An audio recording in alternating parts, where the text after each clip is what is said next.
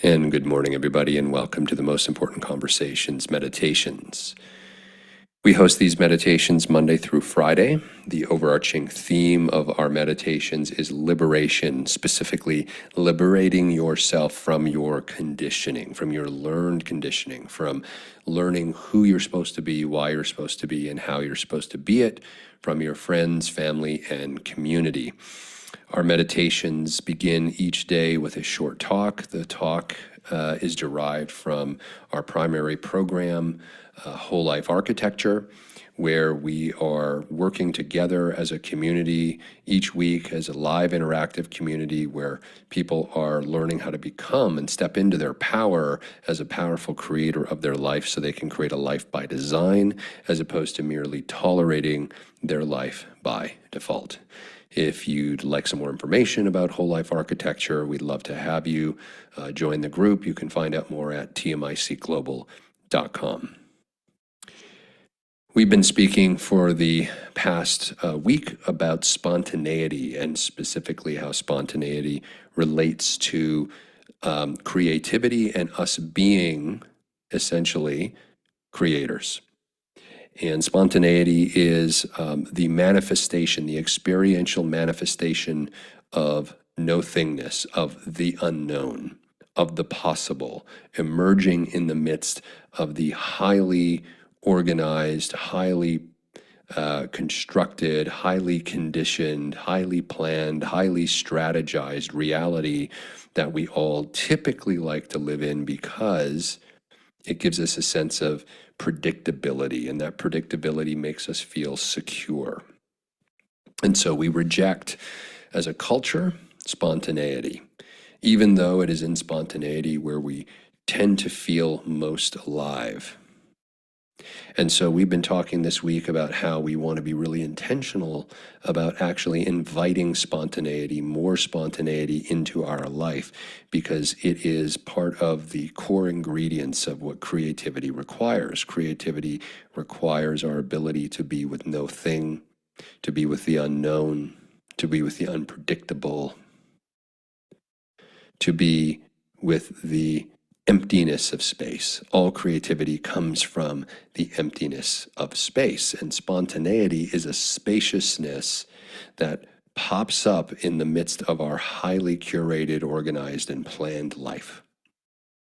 All of which makes us feel secure, but rarely does our highly curated, planned, and strategized life ever go the way we planned for it to go. We are perpetually surprised, which is the emotional experience that spontaneity activates in us. Surprise. Gee, I didn't expect that. That wasn't planned for. And usually the experience is met with some kind of anxiety or frustration. Usually we are looking for ways to immediately course correct and pivot back to our plan, instead of being with the spontaneity of the moment. We spoke yesterday about how in Japanese culture, they have this experience, this word that they use for this experience that they call wabi-sabi, which is the perfect imperfectness of the world. And one of our experiences of imperfectness is when our life doesn't go according to our perfect plan. The thing about goal setting and planning is that it's our invented version of perfection. We create a life in terms of our planning, in terms of our strategizing, in terms of our goal setting, that is otherwise what we would call perfect for us. And so we set goals and objectives towards that perfect life. And when spontaneity emerges, we are reminded of the imperfectness, the perfectness of the imperfectness. What the wabi-sabi teachings teach us is that we do not control the variables of the world. That the world, as far as humans' perception is concerned, is imperfect. And that perfection is never attainable, it is never a thing. On the contrary, the chaos the creative chaos of all of life, if we start to orient towards it as perfect, then suddenly we find ourselves being able to be with more spontaneity. Because we don't expect things to go according to our plan. We expect things to go according to the natural creative chaos of nature. You see, part of the problem that we've created as a culture is that we've distanced ourselves from nature. We don't even relate to ourselves as being part of nature, and therefore we don't even have space in our own being to allow our naturalness to spontaneously emerge. Because we're so disconnected from nature and the natural world upon which we depend, it occurs to us like some chaotic concoction, some cacophony that we can't wrap our arms around. And so we spend so much of our life force energy and our time trying to wrangle the chaos, the spontaneity of the natural world into a box of our own creation. We believe errantly that we can control all of the variables of the natural world. And human history, especially over the last 300 or 400 years, has been the story of humanity decoupling itself from nature and seeking to develop, using technology and the power of creativity, ironically, to squash the creative, chaotic nature of nature. And in so doing, we even do it to ourselves, which is why for the last 100 or so years, our education system has ever so slowly begun to remove the creativity out of it. Anything that is of a creative nature is seen as frivolous, uncertain, unnecessary, costly. We focus everything on science and technology and math. And things like art, fine art and music and photography and dance are still kind of there, but very much to the periphery, even though these are the things that bring so much joy and thriving and vitality and aliveness to human beings, because we are natural creators. It's what we are at our essence. So when we get to engage in creativity and allow our naturalness out, we thrive. And yet we put this very part of ourselves to the side, and everything becomes focused on things like mathematics and science, which on the fringes, there is a creative element to it, but in terms of what's taught in schools, it's very, very boxy, very linear, very predictable, very formulaic. And so we've conditioned ourselves and our minds to relate to ourselves and each other as though human beings are somehow not part of nature. And our own naturalness, our own messy, chaotic naturalness that wants to come through, there's no space or time for it in our culture anymore. And yet it's killing us. Because we don't have it, because we don't have a culture that reinforces and celebrates creativity anymore. It celebrates order, control, the rule of law. You hear that a lot in our culture these days, especially today. The rule of law, the rules-based order, law and order. This is the thing we worship. And it's the thing that is lifeless and dead. It's the thing that tries to bind the natural world with barbed wire and artificial borders and fences and nuclear missile silos and all of our armies, fortifying ourselves into boxes called countries and cities, and developing a national identity to worship the boxes that we put ourselves in. Constraining nature We don't care what natural environments we trample over. We don't care the impact on the ecosystem. We don't care about the impact on the animals, on our water systems. All of this is secondary. What matters is the lines, the borders, the control, the rule of law. This has been the exercise of humanity for the past 300 to 400 years, dominating the nature within ourselves and the nature of the natural environment. And it's killing us. And all of this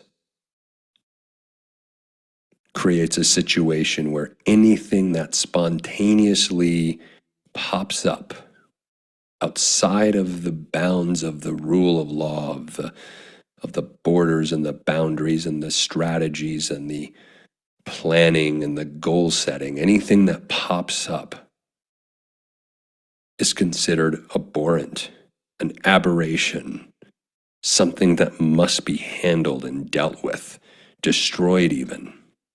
I remember walking last summer in a small mountain town, and I was just going for a walk. I was visiting, and there was a father and his young daughter. Actually, it was his son, and they were just walking along, and there was a flower bed along the sidewalk, and it was a wooden flower bed, and there were all these beautiful flowers in it, and there was one flower, gosh darn it, that wasn't where it should be. It was poking out of the side of the flower bed. It had found its way through the crevices of two of the wooden beams that formed the box that the flowers were in to create the flower bed. But this one was poking out sort of on an angle, and it was actually poking out into the sidewalk. And I thought, oh, that's, initially I had saw it. I was walking behind the father and the son, and I saw it, and I delighted in it. I thought, oh, there's nature breaking through the order and the boundaries and the fences that we try to wrap it in. And then this boy came up. He was there ahead of me, and he bent down and he ripped the flower out and he threw it on the ground, and he said, that shouldn't be there, to his dad. And his dad was like, good job, son. Patted him on the head. And I thought to myself, so much just happened in that moment that tells us so much about the mindset of what we've become. That we would rip out of the ground a flower because it's not where it was supposed to be, according to us.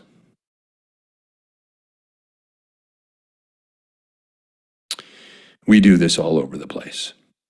That was a microcosm. And that was a little boy of probably, 6 or 7 years old. Already at the age of 6 or 7, this isn't where it's supposed to be.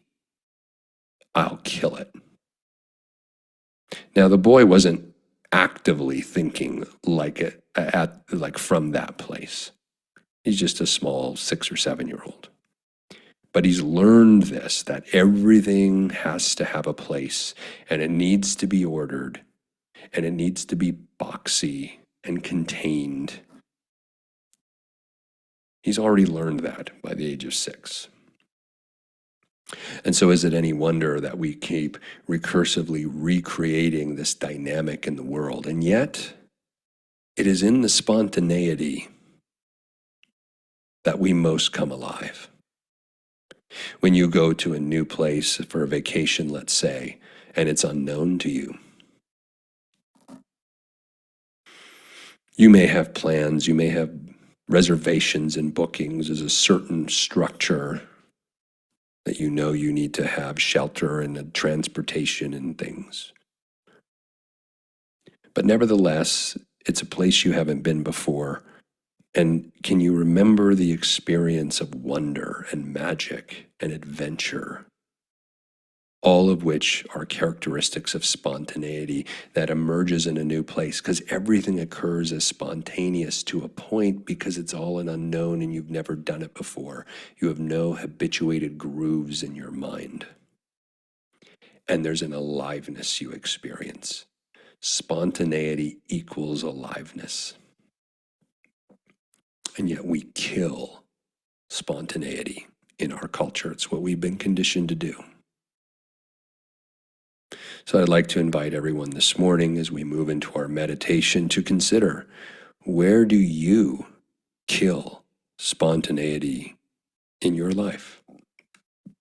Where do you have your life so tightly bound, so orientated towards a goal that must happen in this way by a certain time, looks like this? Where are you squeezing the life out of life with your lack of spontaneity, with your disconnection from your naturalness as a creator to be able to flow with life? Consider that this morning as we move into our meditation. I'm going to invite Mignon now to join us for our neurosculpting meditation this morning. Thank you, Chad. And welcome to today's neurosculpting meditation. You may hear me spell out words or dial things up or down, along with fun imagery, all by design as part of the neurosculpting meditation process. A process that helps calm the nervous system, prime the brain for creating supportive ideas, and gives you agency in how you move through life. Practicing this meditation can be supportive in reinforcing desired outcomes and creating lasting shifts. Let's get started.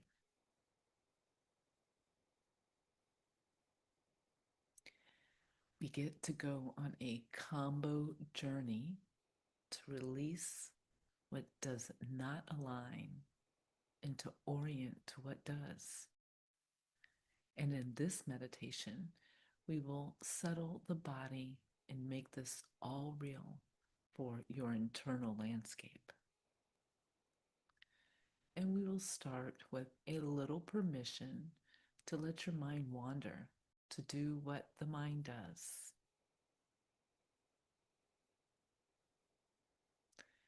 And if you gently roll out your wrists or ankles or stretch through any body part that feels good for you, you might find it easier to settle. Letting your body slow itself down effortlessly, comfortably.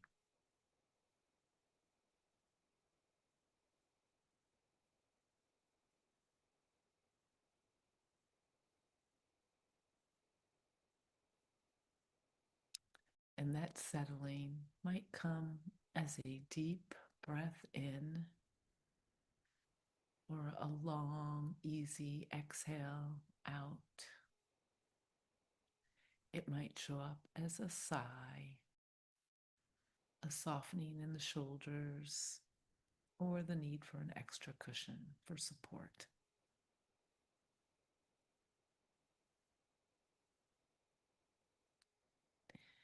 And here it is, your body, in this moment, nowhere else but right here.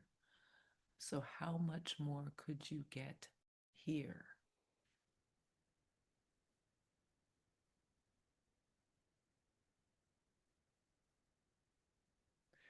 By inviting the bones and muscles to relax, to feel their way down, making contact with the surface beneath you.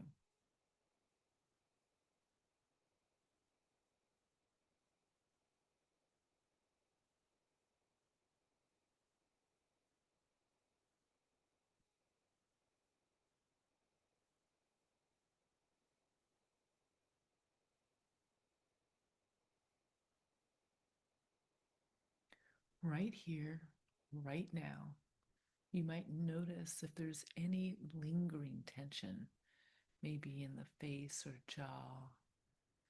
And with just your awareness, imagine smoothing it away.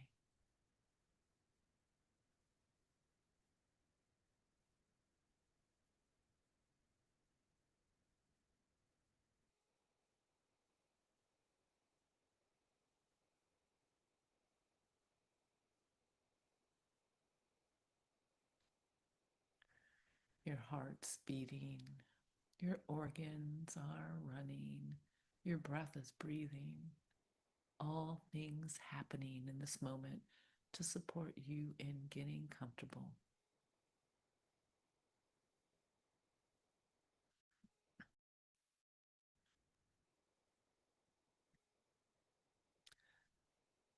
And if you'd like to slow yourself down even more, you can lengthen your breath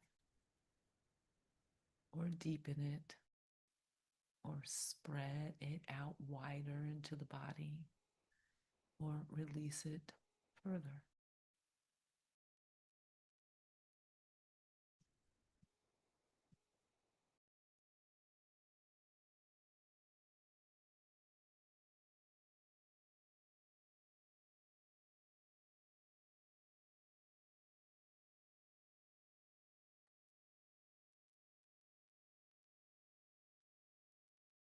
Breathing in and breathing out, allowing yourself to slow down.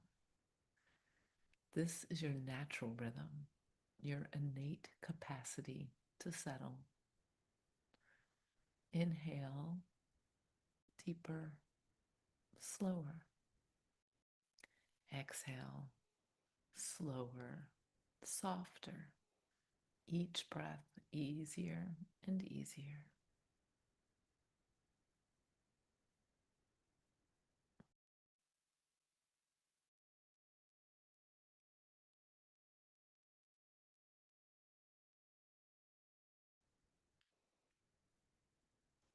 And in this moment, you might notice things around you that add to your comfort.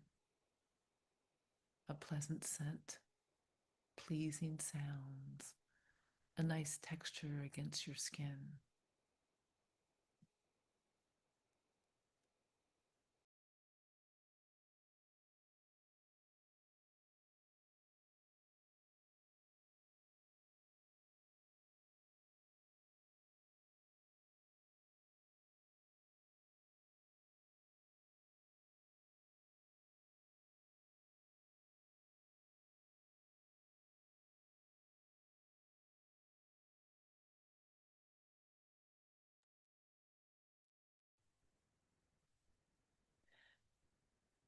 And while your body orients to right here, right now,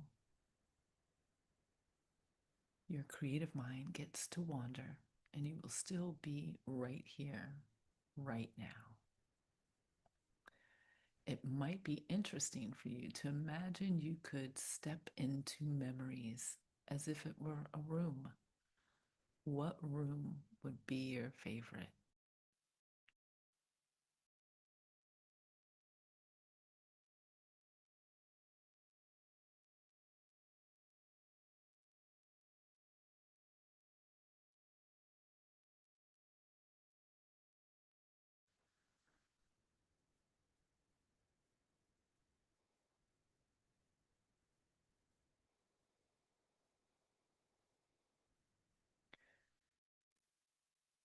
Or it might be more interesting instead to imagine you could fly. With just one thought, you can glide up, up, and away.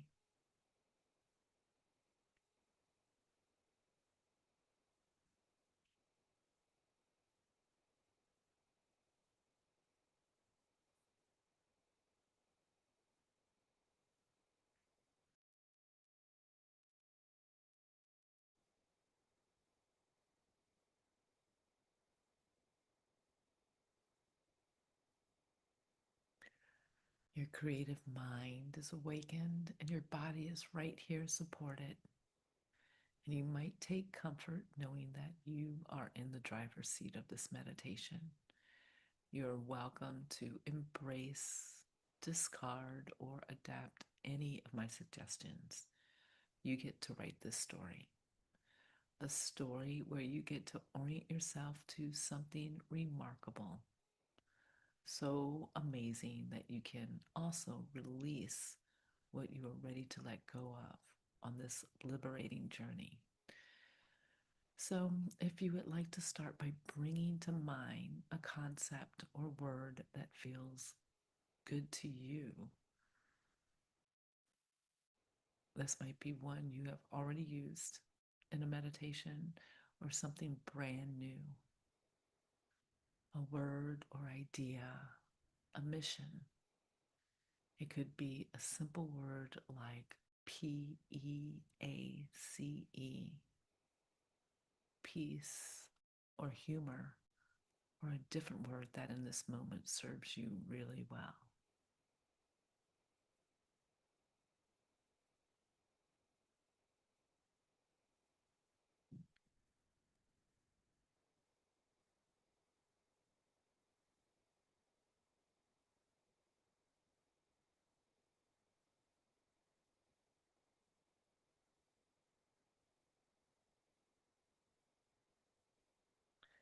And this word might also have some qualities to it. It might have a sound or tone. Maybe it sounds like an orchestra of crickets on a summer night, or the sound of the ocean as the waves roll to the shore, or something else that feels really good to you.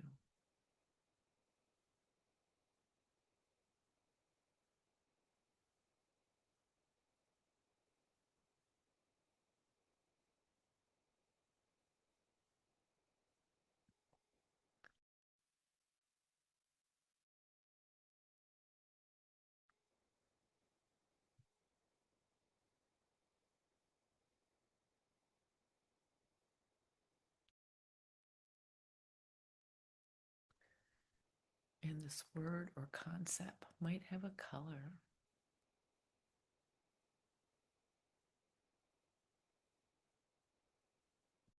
Maybe it's bright yellow like the sun, or deep green.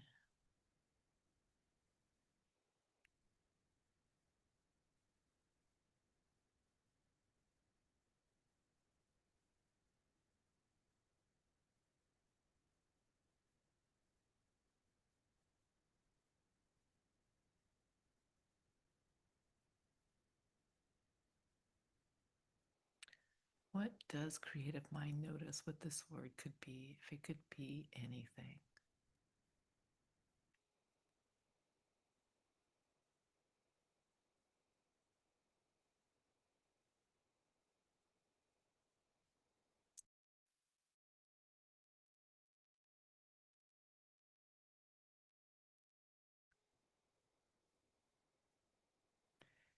And maybe this already exists inside of your body.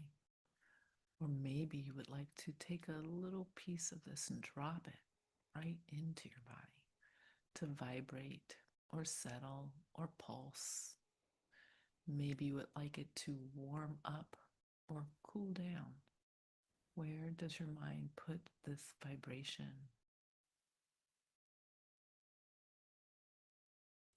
Maybe it's in your hands or in your heart or in your solar plexus or your throat.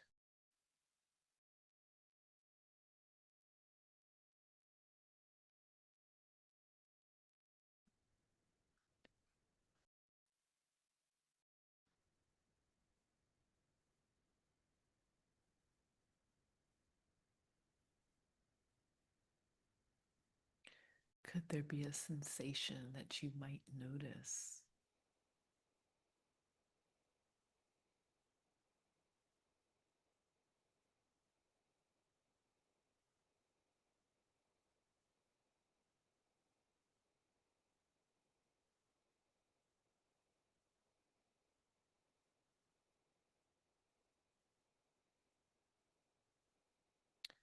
Could this unfold in a way that you observe in this moment?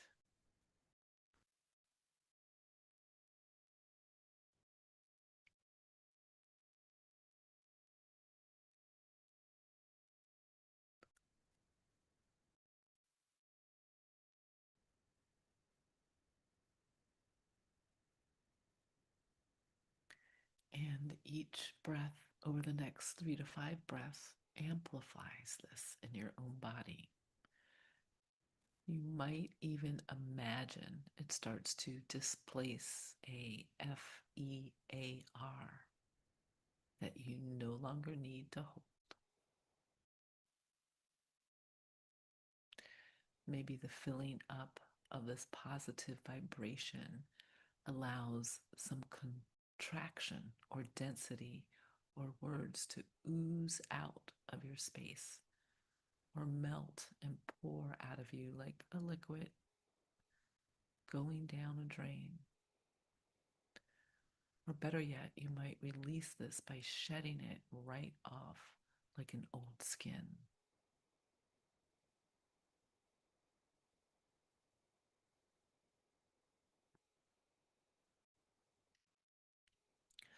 Or maybe you imagine the capacity to take your contractions and toss them out to sea to be taken away by the tide.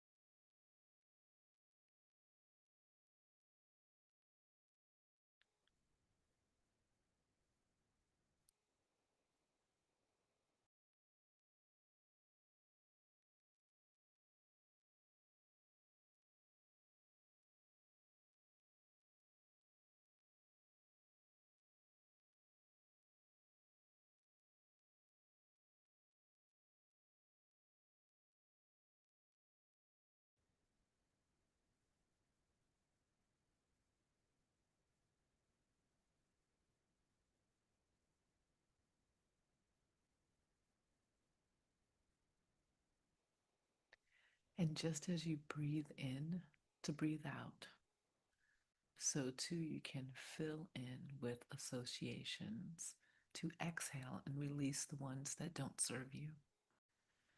And all of this creative thought may cause sensation that is now associated with the fill in and the release, the in and the out.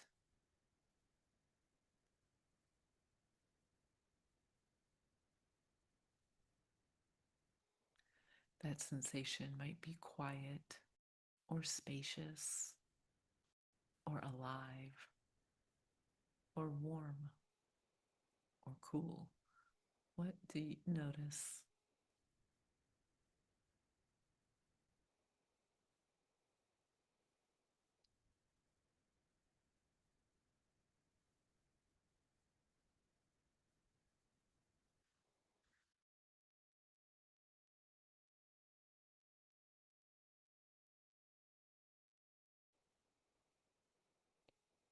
And whatever your mind is telling you or your body is telling you, this is a moment you can choose to remember, a state you can choose to remember. And you can remember it by placing your non dominant hand on the part of your body most resonant. Or you may prefer instead to use a hand gesture.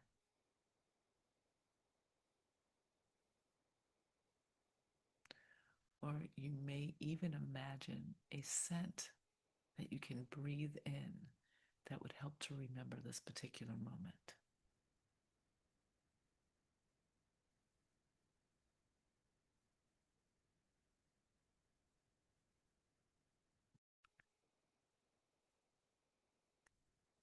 And if you were to have an activation phrase, a mantra, or affirmation, a simple word that best represents this experience, what would it be like to write that in wet sand with your finger or across the sky in bright colors?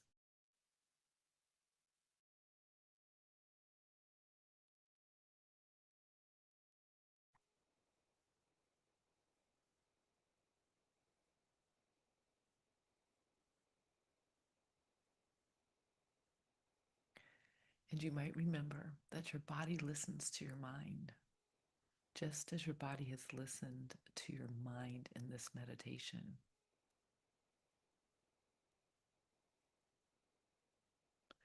and how wonderful that you can invite this to be the backdrop of your inner landscape, just as your breath is the backdrop to all moments.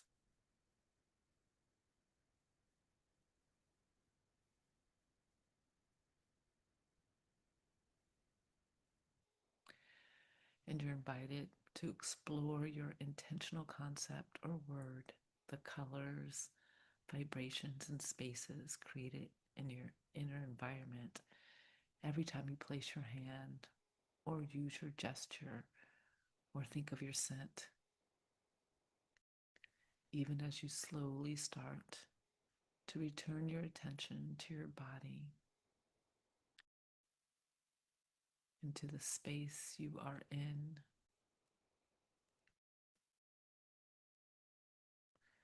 gently opening your eyes when that feels comfortable,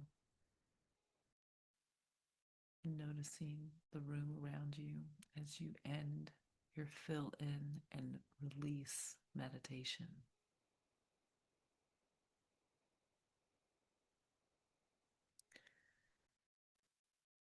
Thank you for joining us for today's meditation. I'd like to encourage you to journal about your experience and welcome you to join us again for our daily meditations Monday through Friday at 7 a.m. Pacific. I'm Mignon Harris, a certified neurosculpting facilitator. You can find more about neurosculpting on my offerings at my page and website vitalform.life or through the link at tmicglobal.com, where you can find all the most important conversations programming. Have a beautiful day and be well.